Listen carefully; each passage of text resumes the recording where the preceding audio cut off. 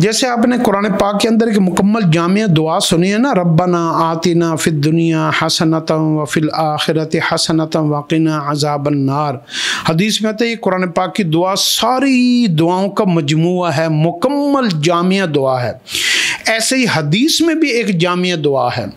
और जैसे हमने कुरान की वो दुआ याद की, अगर आप हदीस की भी ये दुआ याद कर लें तो आपको दोनों का मुकम्मल खैर और भलाई और मुकम्मल फल मिल जाएगा।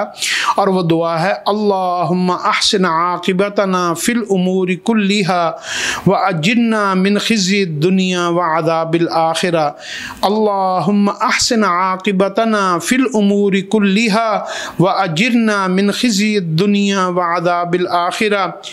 ऐ अल्लाह, मैं अपने तमाम मामलात में आपकी रहनुमाई चाहता हूँ और उसके अंजाम को बेहतर बना दे, कि मेरे जितने भी मैं दुनिया और आखिरत के काम हो उसका अंजाम अच्छा हो और वो काम खैर और भलाई से मुकम्मल भी हो जाए, और दुनिया और आखिरत दोनों की रुसवाइयों और ज़िल्लतों से मेरी हिफाजत फरमा।